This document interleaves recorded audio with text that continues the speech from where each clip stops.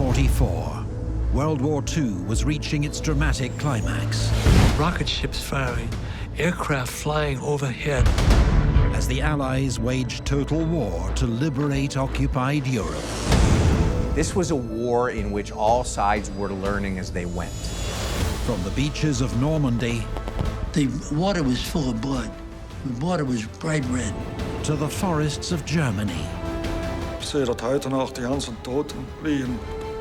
Both sides deployed weapons of ever greater power and sophistication.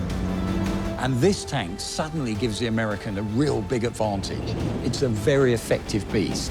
This is the story of the Western Allies' final campaign, told by the men on both sides who were there. You did what you did. You fire and you maneuver.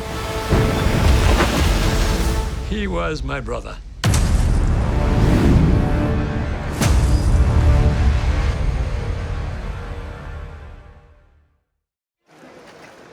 The D-Day landings had taken Hitler by surprise.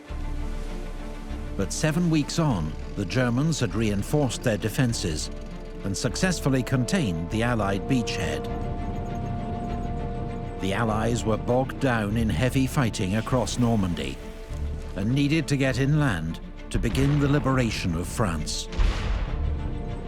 It would be a fierce and bloody journey against a tenacious enemy in a challenging landscape. You felt as though it was like a continuous death sentence, that if you went to sleep at night, you wouldn't. Next day would be the last day. This is the story of the Normandy breakout.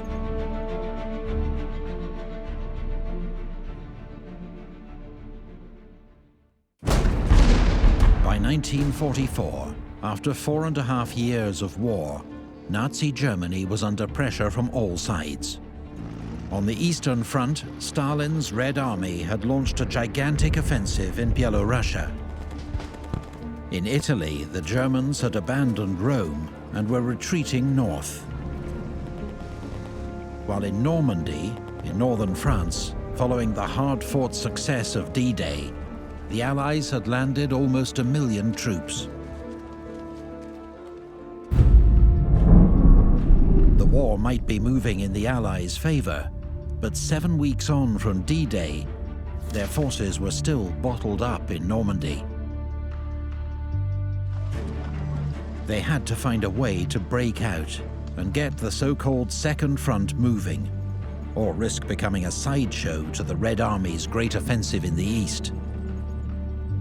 But any advance inland was going to be difficult for the Allies. Once the Germans had realized that D-Day was the main landing and there would not be a second landing, the Germans had moved reinforcements into that particular part of France. And on paper, the German forces look particularly strong. So they have 7 tank divisions. They have a very large concentration of Waffen-SS divisions, which by that stage, most of them can be seen as elite forces with very heavy equipment. So on paper, a very, very strong force. By mid-July, British and Canadians were locked in a brutal slugging match around the city of Caen. And it would fall to US First Army under General Bradley to attempt the desperately needed breakout. The 51-year-old Omar Bradley was a former head of the US Army Infantry School at Fort Bragg, who'd overseen the creation of America's 1st Airborne Division, the 82nd. Having commanded a division and then an army corps during the Allied landings in North Africa and Sicily, he was given command of US First Army for the invasion of Europe. He was accustomed to working closely with Supreme Commander General Dwight Eisenhower, his former West Point classmate. Omar Bradley was a pretty solid general. He was tough, smart, and experienced. But he was methodical and perhaps a little bit slow. And as commander of the 1st American Army, he was also subordinate to General Bernard Montgomery, and their relationship wasn't the best. Montgomery often felt like he was getting blamed for Bradley's slowness. Allied attacks by British Second Army around Caen had drawn the bulk of German forces off in that direction. The German line opposite US First Army was therefore relatively weakly held. Bradley planned to launch a powerful attack on a narrow front near the town of Saint-Lô, using heavy bombers and artillery to blast a hole in the German line. American infantry and tanks would then pour through the gap, capture Avranches, and secure a route out of Normandy. The British and Canadians would simultaneously launch another major attack around Caen, pinning down German divisions so they couldn't be moved to face Bradley's attack. The Allies had total control of the skies over Normandy, allowing their aircraft to bomb, strafe and rocket German ground forces at will, with almost zero risk of interference from the once mighty Luftwaffe. Josef Schröder was a German machine gunner who had fought on Omaha Beach. Wir werden das nicht vergessen, wie deprimierend das für uns war. Wir konnten nichts dagegen machen. Es war nicht ein einziger deutscher Jäger am Himmel. Oder dass die Flak geschossen hätte. Nichts. A rather grim joke told by the Germans at the time was aircraft recognition. You look up, and if the underside of the aircraft above you is painted silver, it's American. If it's painted black, it's British. And if it doesn't show up at all, it's German. The Allies might have complete control of the skies, but on the ground, the terrain favoured the Germans, who were now entrenched in Normandy's bocage landscape. Bocage country was made up of small fields, about 100 or 200 metres square, bounded by earth banks with hedges on top. Cecil Newton was a tank gunner who came ashore on D-Day. The terrain of the bocage, no one knew about it beforehand. No one knew about the deep lanes, the high hedges. Hadn't got a clue, and it came as a great shock. Die Straßen sind ja von beiden Seiten mit hohen Büschen, waren die ja überdeckt, also diese Straßenrinnen, ne? Die waren überdeckt und die Straßenrinnen waren ziemlich tief. Die waren 1,20 Meter, waren manchmal noch mehr. Also die waren schon ein guter Schutz für uns. Wir haben uns dann immer da reinfallen lassen, aber wenn er dann treffen sollte, dann sind sie auch schon mal quer drüber geflogen. Oder die Hohlwege zum Beispiel, da sind ja unheimlich viele Hohlwege. Und die waren von oben ja nicht einzusehen, weil die Bäume alle oben zugewachsen waren. Da war man wie in einem Tunnel. American troops also struggled in the giant hedgerows. Some of them were up 4, 5, 6 feet high, and each field was completely surrounded. So in effect, what you had to do, you had to fight your way from one hedgerow to the next. What the Germans have got is a naturally occurring trench system. They can use the hedgerows to move men down, and they can use the churches, the farmhouses and so on as strong points. And this ground has to be fought over very much like the trench systems of the First World War. And for some Americans who had served in the Pacific, it reminded them of fighting through the jungle. But some Allied units also learned to take advantage of the terrain.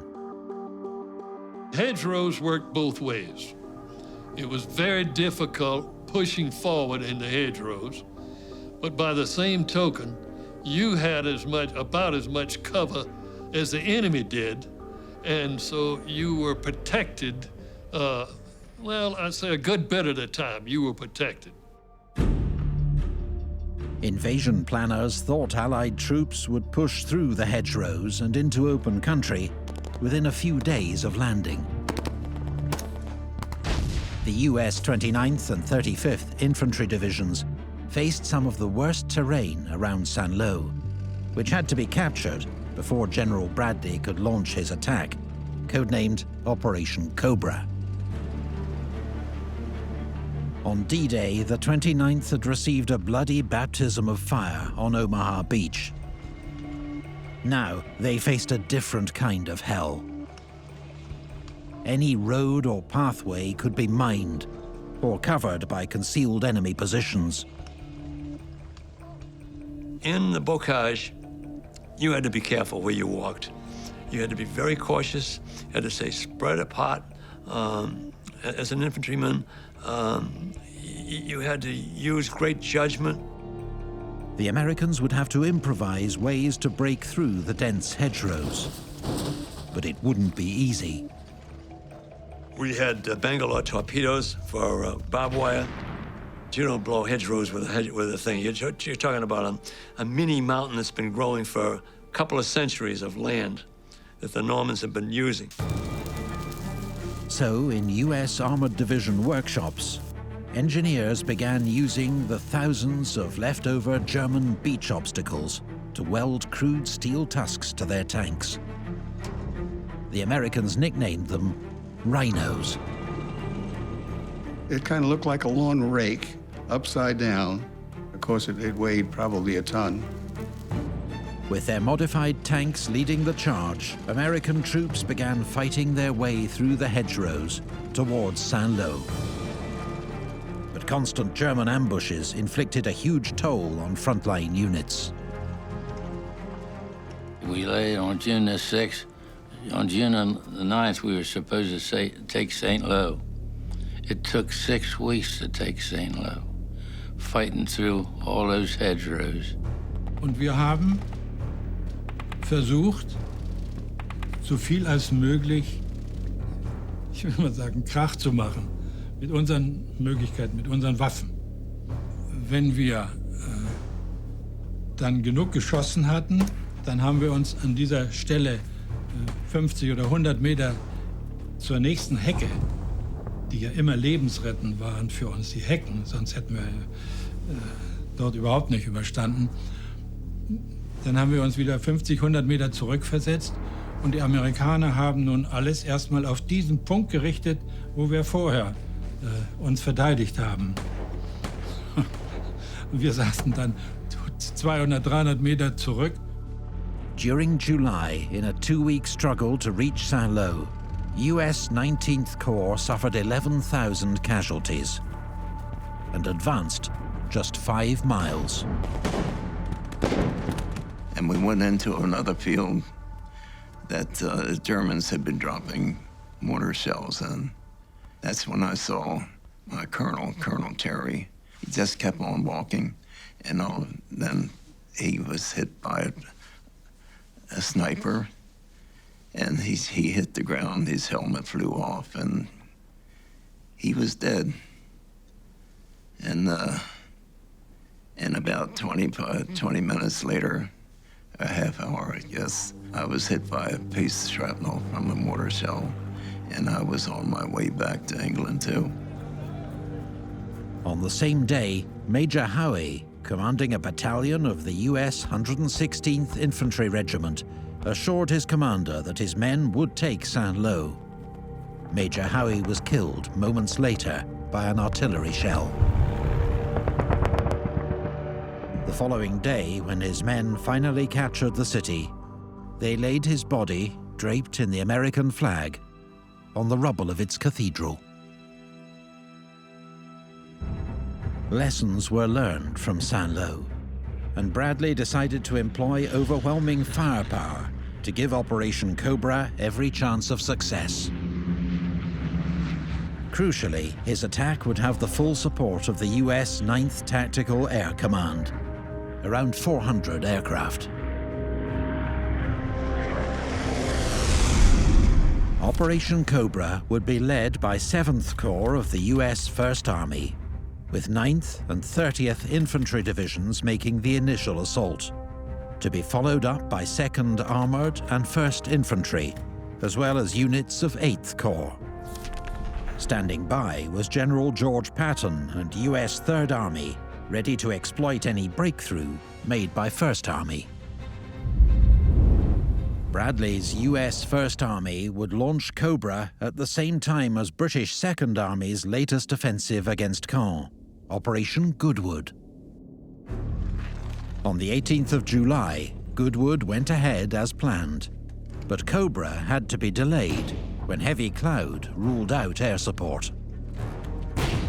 The operation began a week late, at 9:30 a.m. on the 25th of July.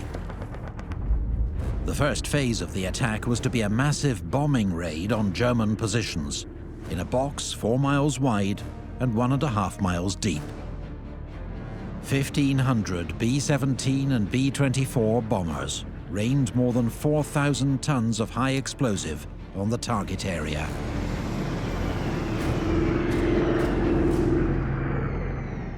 There were so many bombers there that it was like a conveyor belt. And as far as you could see from here, directly overhead, for as far as I could see with my binoculars, just bombers. The elite Panzer Lehr division caught the brunt of the bombing, losing around 1,000 men, a third of its total strength.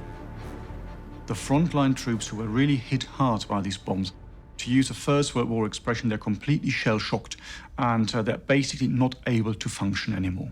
So it has a huge impact on the morale of these particular people. Das ist eine Hölle. Das ist wie eine Hölle. Da bleiben sie still liegen und warten.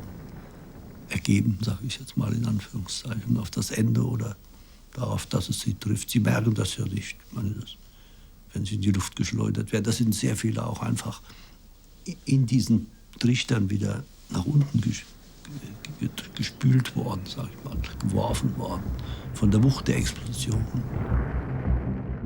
It was one of the most devastating ground support missions of the war. But not all bombs hit the right target. The winds had shifted. They were supposed to only drop their bombs into the markers that put off smoke in different colors, but they couldn't see them, and they were bombing our own men. Quite a few of the bombs fell short. Indeed, 100 Americans were killed straight away. And one of these was General Leslie McNair, the most senior American ground commander to actually be killed during World War II. Despite the friendly fire casualties, the bombers had done their job. The Air Force had blasted a 4-mile-wide hole in the German line. Now it was up to Bradley's US First Army to smash through it and begin the breakout before the Germans could recover. US infantry began their advance.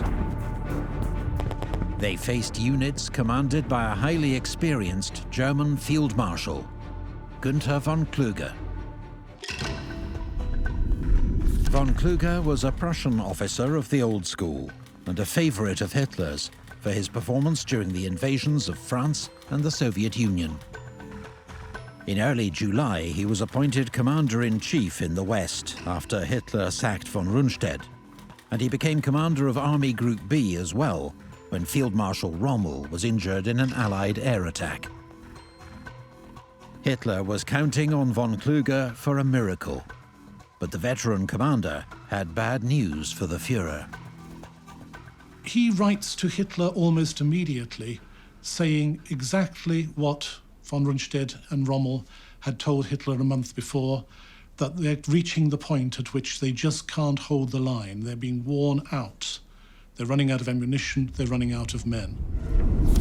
Von Kluge was relying on 7th Army to deal with any American attack. But some of its units had been in almost constant combat since D-Day and were under strength and exhausted. All units were short of fuel and ammunition. Panzer Lehr Division, which had arrived in Normandy 6 weeks ago with more than 200 ton left. But Panzer Lehr and the 2nd SS Panzer Division, Das Reich, were elite units and dangerous opponents in any circumstances. To add to von Kluge's problems, the devastating US air raid, followed by an intense artillery bombardment, made it almost impossible for him to communicate with forward units, or to find out what was happening at the front. By comparison, US forces brought cutting-edge technology to the battlefield that made their command and control significantly more effective. This piece of American technology revolutionized battlefield communications. Unlike other armies which were still using radio sets with big long aerials which pointed directly to the radio operators and gave positions away, American commanders could now carry their own radios and be in direct contact with other units. The Germans, on the other hand, were still using First War technology. They'd failed to come up with a decent wireless technology before the Second World War. They were pretty much using field telephone sets with cables run out to all their command posts and headquarters. And of course, when the American aerial barrage started and the artillery started blasting their positions, those telephone cables were very quickly cut, and very soon they were out of contact with each other and weren't able to command their troops in the field. And what's more, Allied forces were able to use radio communications to coordinate between ground and air forces. This all started at St. Lo, when the Air Force bombed us at St. Lo twice. They had no control with the aircraft. They finally come up with air-ground control. And they formed the 9th Air Force, and the P-47s were designated to support the infantry. The Thunderbolt, I think it had 8 50 caliber machine guns in the wings, 8 of them. Big sucker, I mean, a real heavy-duty thing. And that was assigned mainly to the infantry. And when we called in strafing missions out in front, they go right over us, and then open up when they get beyond. Or they'd come in parallel with the front line. But the new system did have its teething problems. The American tanks had their own radios, but they were on a different frequency than the fighter bombers flying overhead. Because of that, the Americans had to put Air Force radio men in the tanks with special radios that could actually talk to the P-47 and P-51 pilots. On the first day of Operation Cobra, US 7th Corps' progress was disappointing, just 1.5 miles. But the next morning, General Bradley committed Sherman tanks of the 2nd and 3rd Armored Divisions to the attack. Reports began to come in that past the front line, American troops were encountering only sporadic resistance. On the morning of the 3rd day, Commander of the 30th Infantry Division, General Hobbs, reported, "This thing has busted wide open."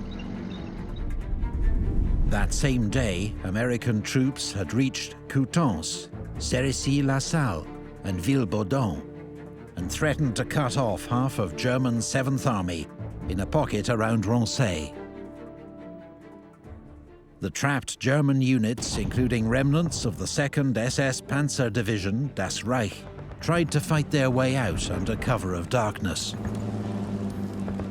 They ran straight into US 2nd Armored, and after a night of furious, chaotic fighting, their columns were left decimated. Few managed to break through. In the face of the overwhelming US onslaught, on the ground and from the air, German 7th Army began to collapse. Erst als nach diesen Bombardements der Durchbruch gelang und die Alliierten dann bis auf Orange vorstießen, haben wir geahnt, dass das also hier oben, dass wir hier nicht mehr lange bleiben würden. Ich habe an diesem Vorstoß gegen Avranches teilgenommen, der wurde abgebrochen. Germans began to surrender in droves, 7,000 in a single day. German prisoners blocking the roads were now causing more delay to the American advance than enemy resistance. On the 30th of July, US 4th Armored Division took Avranches, and the next day captured the strategically crucial bridge at Pont-au-Beau, intact. The bridge was the gateway to Brittany and beyond. Now was the time to unleash General Patton and US 3rd Army.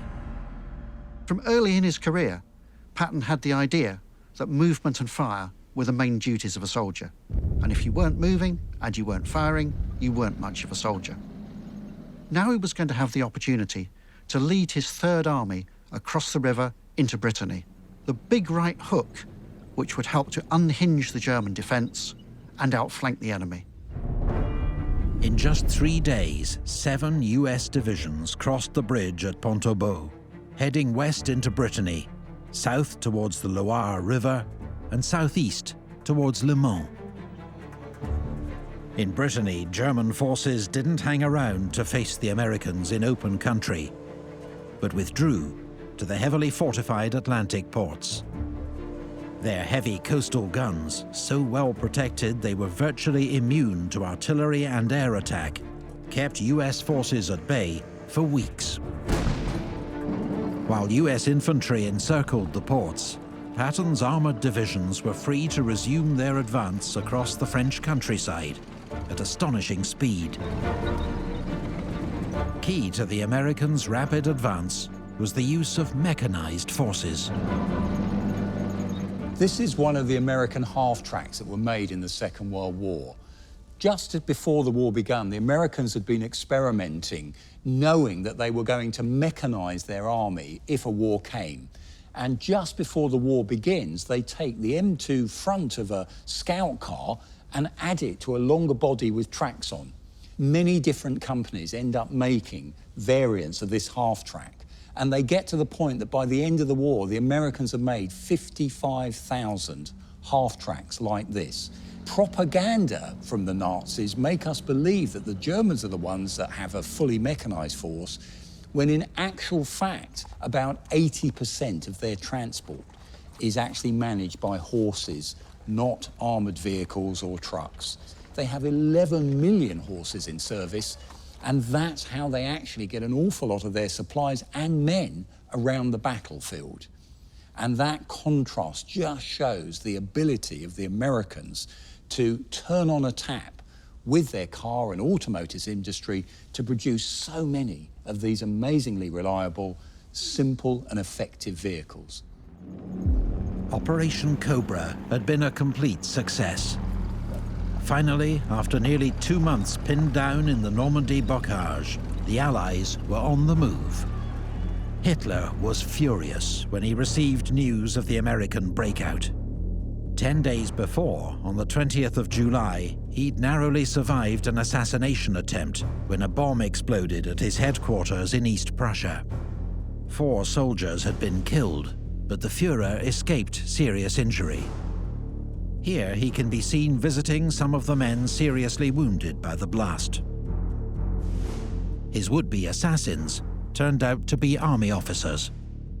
By the Battle of Normandy, most German generals, including Rommel, knew that the war was lost, and they were looking desperately for some way to preserve Germany and their own militaristic life with the German army. Hitler's fraught relationship with his generals sank to an all-time low. A substantial number of them had been involved in the bomb plot, and so Hitler not only distrusted them, but began purging large swaths of the German high command. Even Field Marshal Rommel, Hitler's favorite general, was implicated in the plot. He receives a visit by 2 German generals who take him in a car and put it to him that now might be a good idea to commit suicide, because if he didn't do that, he'd be taken to Berlin, would be interrogated, and we all know what that means. So he decides to commit suicide in the car as he's driving along with these 2 generals. One of the effects of the purge that Hitler carried out after the July bomb plot was that it substantially reduced the number of experienced and effective generals he had to use on the Western Front. And so not only was Hitler micromanaging the military operations, he was also finding it hard to find someone who could command them effectively. For weeks, German commanders in France, first von Rundstedt and Rommel, now von Kluge, had pleaded with Hitler for permission to withdraw from Normandy to a new defensive line along the Seine River. Now it was the only realistic option left. But to Field Marshal von Kluge's horror, Hitler instead ordered a counterattack. Hitler told von Kluge to gather the last few panzer divisions in Normandy and attack from Mortain towards the coast at Avranches to cut off Patton's Third Army to the south. The counterattack was codenamed Lüttich. But the Allies knew it was coming, thanks to their ability to decode German military communications sent using their famous Enigma machine, a top-secret intelligence source known as Ultra. But this time, warning of the German counterattack, led by 150 tanks and elite units of the Waffen-SS, didn't reach American frontline units until the last minute. In desperate fighting around Mortain, a battalion of the US 30th Infantry Division, dug into Hill 314, was surrounded. Despite heavy losses, they held their ground, using their vantage point to call in artillery and airstrikes on the German armour. American and British fighter bombers made pass after pass. Within 24 hours, the German offensive had been stopped in its tracks. Worse, Hitler's intervention had left his forces vulnerable to an Allied counterstrike. The best German divisions were now concentrated at the western tip of an exposed salient. Montgomery saw the potential for a huge envelopment of German forces in Normandy. Patton, advancing rapidly towards Chartres and Orléans, was ordered to divert one corps north to Argenton, while the newly formed Canadian First Army would push south towards high ground overlooking the town of Falaise. The advance, codenamed Operation Totalize, was to be led by Major General Guy Simonds' Canadian Second Corps, made up of Canadian, British and Polish forces. Their first obstacle was the formidable Verrières Ridge, where 2 previous attempts to break through had already failed, at a cost of nearly 3,000 casualties. Simonds planned an aerial bombardment to prepare the way for a mechanized assault. But with a shortage of armored personnel carriers, the dilemma was how to protect the infantry. One of the problems the Allies faced early in the Normandy campaign was when the tanks advanced, they sometimes lost contact with the infantry. So the Canadian commander came up with a brilliant suggestion. Let's take some redundant self-propelled artillery, basically artillery pieces on a tank chassis, take the guns out, plate over the front, and we'll make a heavily armoured personnel carrier. And they used that for the first time as part of Operation Totalize, having a section of infantry in a tracked armoured vehicle that can keep up with the tanks going forward. And that leads to the innovation of taking redundant tanks, such as this ram tank, the turret is taken off, and a section of 8 infantry could be carried in here with 2 crew members in the front as well. And that means they've got a level of protection as they go forward into battle that other soldiers just don't have. Ian Hamilton from Kent was a tank commander and fought from D-Day to the end of the war. Operation Totalize was pushed out to take place at night. There would be an RAF night bomber Lancaster bombing raid on the German lines first. That would be followed by all the Allied ground artillery following up with a huge barrage, and then we went in at night at around about 11 o'clock. It was pitch black. It was a pitch black night. As the bombardment was lifted, the mechanized columns moved forward, feeling their way to their objectives through the darkness. The attack was going to be all on tracks, tanks, and the infantry would come later. It was arranged for 4 lines of tanks, led by flails in case we came across minefields. And to help us on our way, a Bofors anti-aircraft gun would fire bursts of 5 rounds of tracer. So it gave him his direction. Thanks to careful planning, the Canadian night attack was a success, and Verrières Ridge was in Allied hands by noon. Tanks were then sent forward to exploit the breakthrough. In the lead, the Canadian 4th Armoured and Polish 1st Armoured Divisions. As the battle became more confused, friendly fire once more became a serious hazard, as Allied aircraft hit friend and foe alike. So I looked up, here they're coming, a whole gang of them. I said, boy. So I just took my helmet off, and I give them hell, boys. And then I clapped the helmet back on fast because the bomb door's open, and here's the bombs whistling coming down. I looked over, there was a little German slit trace, and the German had dug, and I dove in there like a rabbit.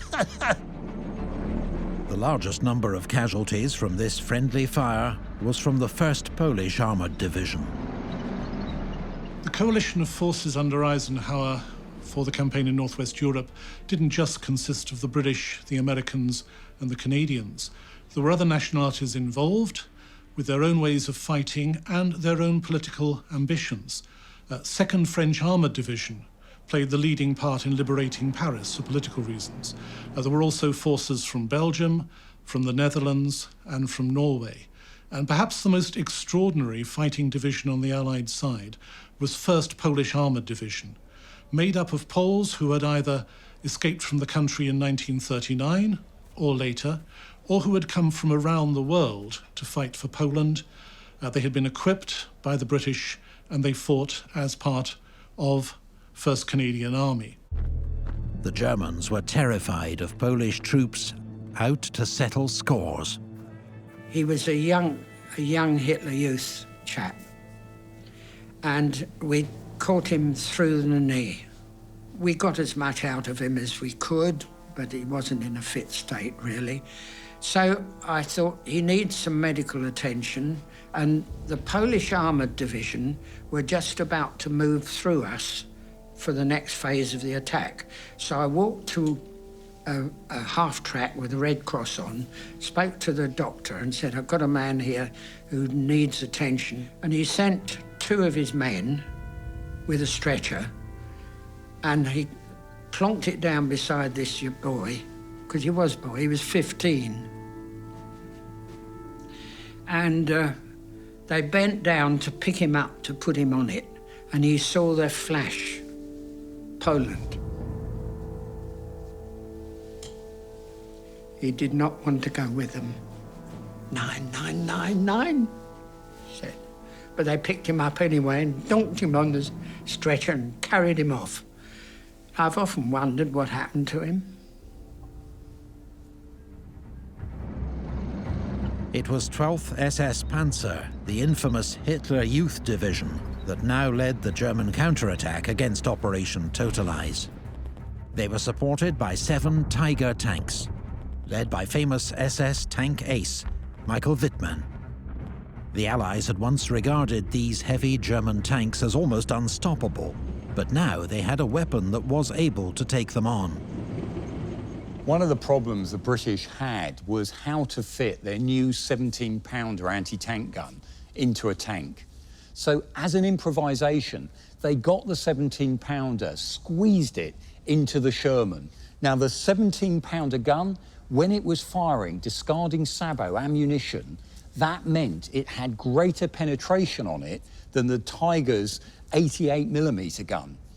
With the British attack in Operation Totalize, they'd advanced overnight and they spread themselves out either side of the main Caen to Falaise road. Now the Germans, naturally, it's in their doctrine, they react to that attack very quickly and put in a counterattack. Wittmann, in his Tiger tanks, drives up the middle of the road between 2 sets of woods on either side. As Wittmann's Tigers head up the main Caen to Falaise road, he's taken on by the tanks of the Northants Yeomanry. A young gunner, Joe Eakins, is in one of these Fireflies, and he drives the tank out of the wood, takes on the rear German Tiger. He then works his way along the line of German vehicles, and at the same time, from the other side of the valley, fire is coming in from the Canadian tanks.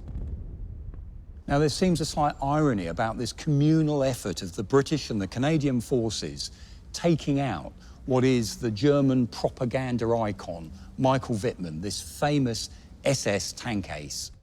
The following day, the 9th of August, Canadian troops pushed on towards Falaise.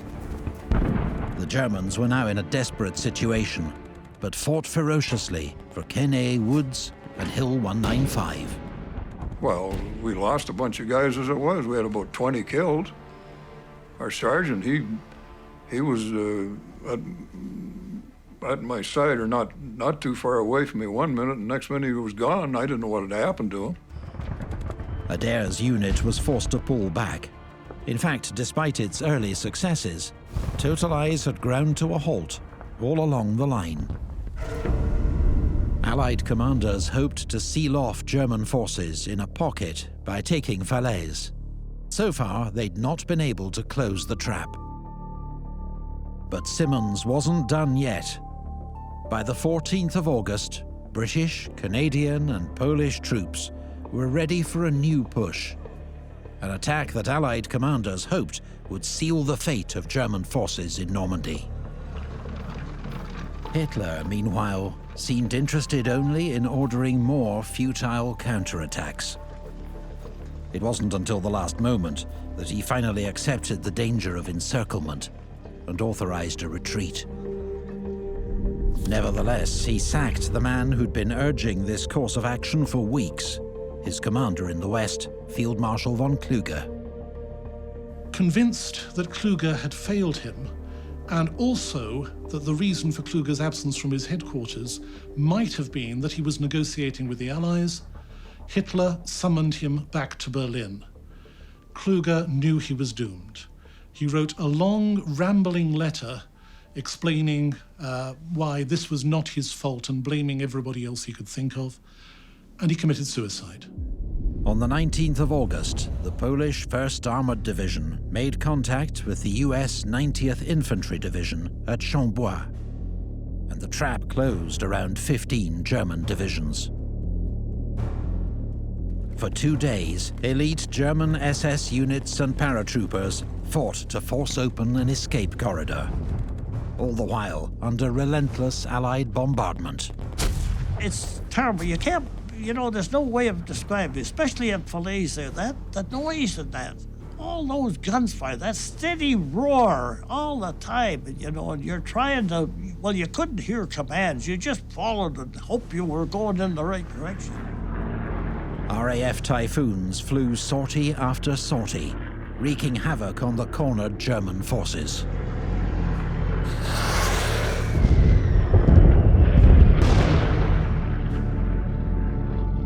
First tested in 1940, this powerful single-seater fighter-bomber was a challenge for even skilled pilots. Just to give an example, a Hurricane motor was about 1,300 horsepower. This motor in the Typhoon was 2,400 horsepower. So it was a monster of a big fighter. And a Hurricane weighed about 2.5 tons. The Typhoon weighed 7 tons. It was a big aircraft.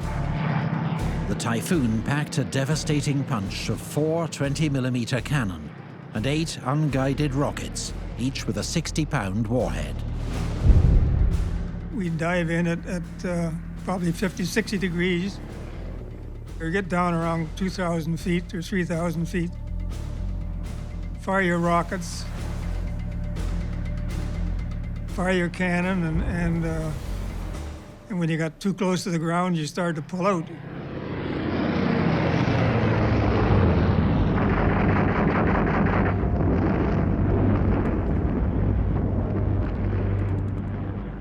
On the 21st of August, the Allies closed off the last escape route.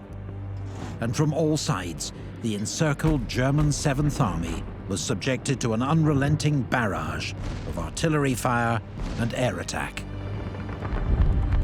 For German soldiers, the Falaise pocket became hell on earth. Thousands were killed. The survivors, 50,000 of them, surrendered. Soldiers on both sides were sickened by the slaughter. I want to go home. Home, he kept saying home, home. I knew what he was thinking. Same thing I was thinking. Let's get this damn thing over and get back home. See? We would give them cigarettes and water or wherever they wanted. We didn't have any animosity towards them. We did a little bit of looting, taking their watches and money or whatever they had. We thought that was all right. We didn't see anything wrong with that. But we respected those guys because they did what they had to do. When it was over, they were just as glad it was over, and we were glad that they were quitting too. Those who surrendered left behind the bodies of 10,000 comrades, as well as hundreds of abandoned vehicles and guns, and thousands of horses used as transport by an army that had run out of fuel. awful chaos for all the Germans. I mean, they had numbers of equipment and dead people all over the place, vehicles wrecked. If we felt any pity for the Germans, we felt it then, because they were it was like a slaughterhouse. When you got to the Falaise Gap, you started to feel very sorry for them, because they'd been trapped by silly orders from Hitler, and you began to feel, I mean, the most terrible thing. But I mean, there were some very fanatical soldiers, and you knew they would show no mercy. When Allied Supreme Commander General Dwight Eisenhower visited the battlefield, he described it as unquestionably one of the greatest killing fields of any of the war areas. It was possible to walk for hundreds of yards at a time, stepping on nothing but dead and decaying flesh. There was more bad news for Hitler. At the height of the Battle of Falaise, the Allies landed 150,000 troops in southern France in a huge amphibious operation codenamed Dragoon. The strategic result of the breakout toward Falaise and then Paris, and the landing of American forces in southern France in Operation Dragoon, was to completely destroy any German hopes of holding on to France. As a result, what was really going on was a rout. German forces were simply trying to get eastward as fast as possible to a place where they could set up any kind of defensive line. As the Falaise pocket collapsed, Patton's units were already establishing bridgeheads across what German commanders hoped would be their next defensive line, the Seine River. Patton's main problem was no longer German resistance. It was keeping his forward units supplied with fuel. Across France, Allied troops were now advancing faster than the Germans had with their blitzkrieg invasion of 1940, liberating more villages and towns every day. The French population were beside themselves with love, kindness, kisses, wine, booze, oranges. They had a nasty habit, didn't mean us, of throwing fruit at us. And there were a lot of tank crews with black eyes from apples and the all meant very well. And screaming, loving it, singing the Marseillaise, singing Hallelujah, God Save the King, anything that they could think of. We'd never come across it before. But the terrible destruction and suffering caused by Allied bombing left some locals with mixed feelings towards their liberators. People were so jubilant when you got there, except the French were a little bit, but we could understand that. They'd suffered heavily in the bombardment of Normandy, so I don't think they particularly liked us all that much at that stage. But then later on, they got very friendly. The French capital posed a particular challenge for Allied commanders. While not a strategic target, Paris was a political prize, and its liberation had symbolic value. Eisenhower decided to liberate Paris, but he made the critical mistake of not allowing the one French armored division under General Leclerc to lead the charge into the city. Leclerc decided to disobey orders, stole a march on the rest of his allies, and entered Paris as the leading unit of the Allied Liberation Force. As shooting broke out on the streets between French resistance and the German garrison, the German governor of Paris, General Dietrich von Choltitz, had a decision to make. Hitler had ordered him to hold Paris to the last man, and if necessary, burn the whole city down. But Choltitz didn't want to do that, and he defied Hitler and made the decision to surrender Paris rather than defending it to the death. There was, to a degree, an admiration for French culture, French society, the French language. So he didn't really want to carry out this order. There's also another reason, of course, why he decided not to do that, is because just like anyone who was of open and clear mind. He did realize that Germany would no longer be able to win the war. And there was just a completely scorched earth policy for no absolutely military or any other reason whatsoever. And of course, he also did realize that if he did carry out that order and was then later captured by the Allies, that would not look particularly good and reflect particularly well on his performance. So he was trying to cover his own back to a degree as well. On the 25th of August, after 4 years of Nazi occupation, Paris was liberated. There were still many German snipers behind, but our movement was onto the Champs-Élysées, just beyond the Arc de Triomphe, and we would come on German snipers in apartment buildings and had to fire at them. But also, the French weren't worried about that.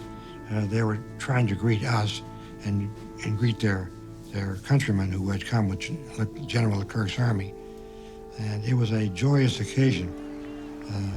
The French ladies were generous with their flowers and their kisses, and we fought it off the best we could.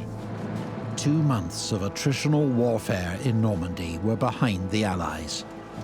The long-awaited breakout, which began with Operation Cobra, had triggered a collapse in the German army in France.